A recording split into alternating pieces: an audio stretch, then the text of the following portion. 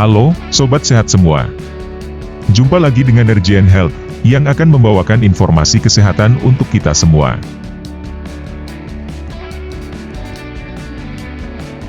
Kali ini kami akan memberikan informasi mengenai kolesterol dan hubungannya dengan penyakit jantung.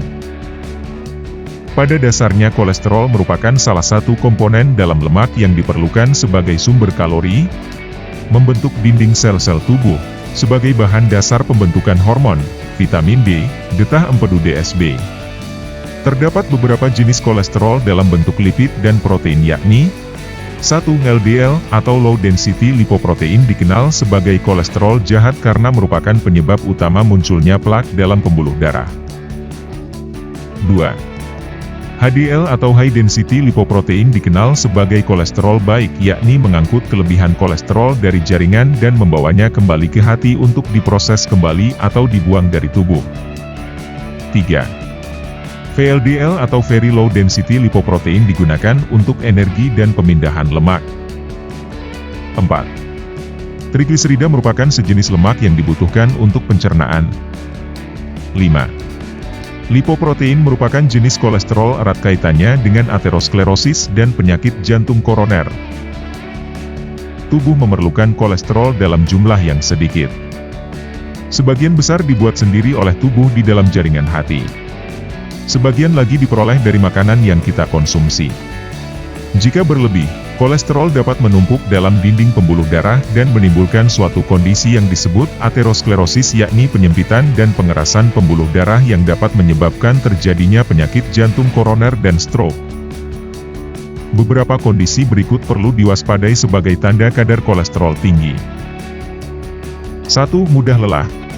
Beberapa kondisi seperti rasa cepat lelah bisa menjadi tanda kolesterol tinggi. Hal itu terjadi sebagai dampak dari munculnya plak di pembuluh darah akibat kadar kolesterol tinggi yang menyebabkan berkurangnya aliran darah ke jaringan tubuh. 2. Sering mengantuk.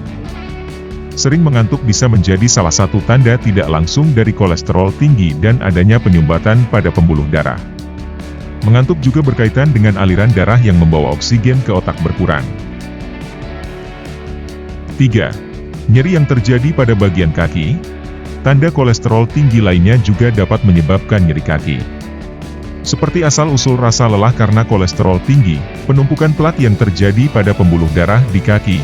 Hal ini menyebabkan rasa sakit atau nyeri bagian kaki. 4. Pegal-pegal pada tengkuk. Tengkuk terasa pegal-pegal pada kenyataannya bisa menjadi tanda kolesterol tinggi. Hal ini dikaitkan dengan plak yang menumpuk di pembuluh darah pada area leher. Penumpukan plak akibat kolesterol tinggi tersebut dapat menghalangi aliran darah di leher yang menuju otak. 5. Nyeri dada. Pada pengidap kolesterol tinggi dapat mengalami gejala nyeri dada. Kondisi ini awal mula penyakit jantung atau serangan jantung sebagai komplikasi dari kolesterol tinggi. 6. Penumpukan kolesterol. Kolesterol tinggi ditandai juga dengan santomata atau penumpukan kolesterol yaitu berupa pembengkakan berbentuk bulat dan berwarna kekuningan. Yang terlihat dalam jaringan tubuh terutama kulit dan urat ataupun santelasma yakni bercak-bercak kuning di bawah kelopak mata yang menandakan kolesterol dalam darah tinggi. Cara mencegah agar kolesterol tidak menjadi penyakit jantung maka kita perlu menjalankan perilaku hidup sehat, di antaranya jaga berat badan tetap ideal. Kenaikan berat badan dapat meningkatkan kadar kolesterol jahat dan membuat kinerja jantung lebih berat. Aktif bergerak dan rajin berolahraga. Tubuh yang aktif bergerak membuat berat badan lebih terkontrol.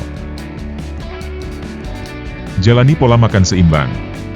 Selalu konsumsi sayur, buah, kacang-kacangan, dan biji-bijian setiap hari. Pilih daging tanpa lemak, unggas tanpa kulit, dan ikan. Hindari gorengan, makanan berpengawet, dan batasi gula. Stop merokok. Sebisa mungkin hindari paparan asap rokok. Hal yang tak kalah penting, upayakan untuk melakukan pemeriksaan kesehatan setiap tahun. Terutama jika kita berasal dari keluarga penderita penyakit jantung. Semakin cepat mengetahui faktor risiko penyakit jantung, semakin cepat kita bisa mengambil tindakan untuk mencegah penyakit jantung. Nah, demikian yang dapat kami berikan, semoga informasi yang diberikan dapat bermanfaat. Sayangi tubuh kita, sayangi keluarga kita, jaga selalu kesehatan, ingat. Mencegah lebih baik daripada mengobati. Salam sehat untuk semua.